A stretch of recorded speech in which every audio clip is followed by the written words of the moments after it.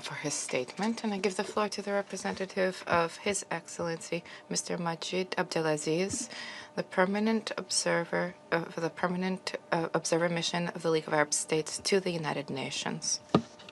شكرا سيدة الرئيس.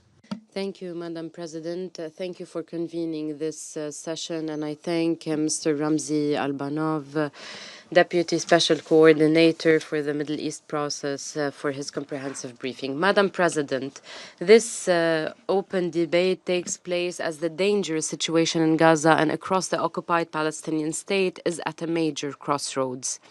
There is a glimmer of hope, but there are also deep fears of failure in the implementation and of the repercussions on the political, strategic, and security situation in the Middle East as a whole.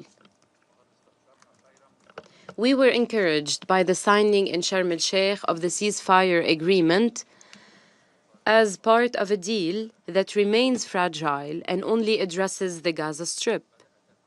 The implementation of the first phase began with the release of Israeli hostages and the handover of the remains of others, and the release in return of a number of Palestinian detainees as a prelude to implementing other steps to promote international engagement with the current humanitarian situation.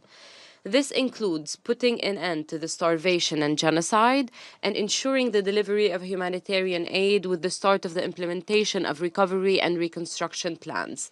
This is to be followed by reaching the desired political settlement of the Palestinian cause through negotiations for a final solution between Palestinians and Israelis to implement the two-state solution, paving the way towards the full membership of the independent state of Palestine in the United Nations. The Arab League would like to begin by expressing its appreciation for the efforts of the U.S. President Trump and his growing interest in reaching a peaceful settlement for the Palestinian cause. We also express appreciation for the intensive mediation by Egypt, Qatar, Turkey, and the United States to reach a ceasefire.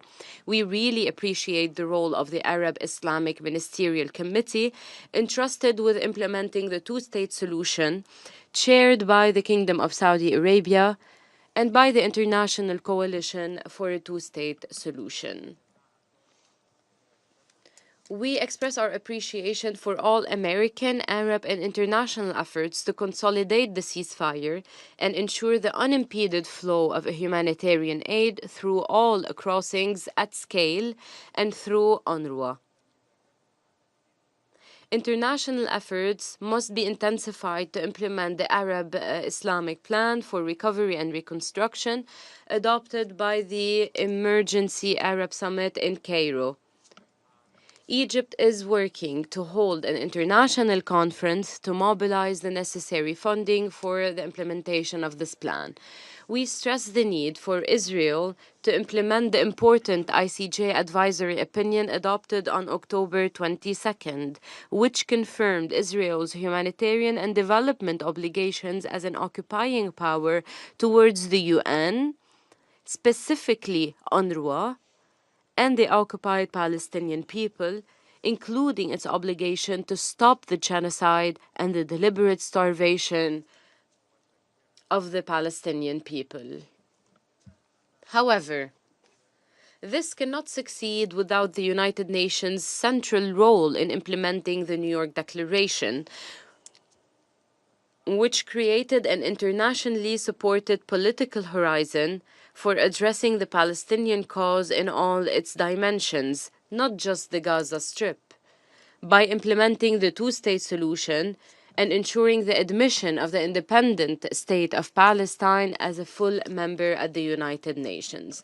This is reinforced by the remarkable success of the Ministerial Conference and World Summit held at the United Nations on the implementation of the two-state solution and the settlement of the Palestinian question under the leadership of Saudi Arabia and France. This resulted in a significant increase in the number of countries recognizing the state of Palestine and the adoption by the General Assembly of this important declaration by an overwhelming majority as a roadmap towards achieving these goals. Its key steps include support from the United Nations and the international community for the reform measures pledged by the Palestinian Authority and the provision of the necessary financial resources for the Palestinian government to allow it, as the Supreme Central Palestinian Authority, to extend its full control over the Palestinian territories, including the entire Gaza Strip and the West Bank, away from any other schemes or external or Israeli influence.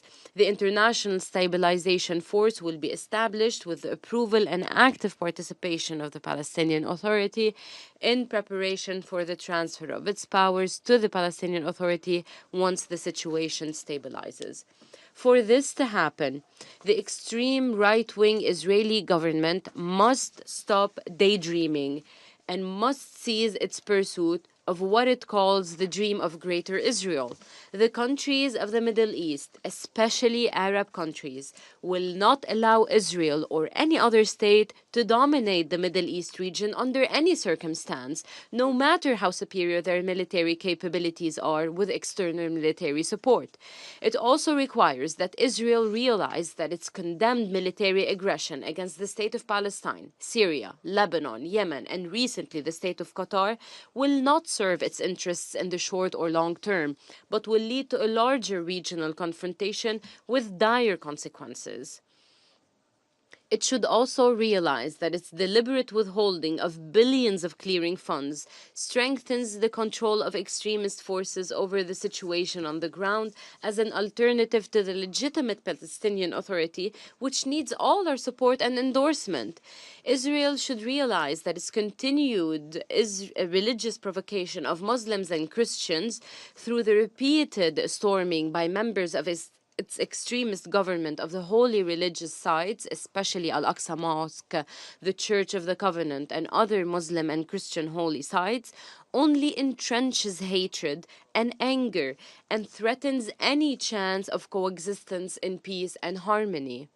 It should realize that the continuation of its fierce settlement policies, which violate Resolution 2334 and others, will not diminish the Palestinian people's attachment to recovering their stolen land, and that its policies of starvation and terrorism and its obstruction of reconstruction will not allow it to control the Gaza Strip or the West Bank, nor will it force the Palestinian people who are so attached to their land and state to leave.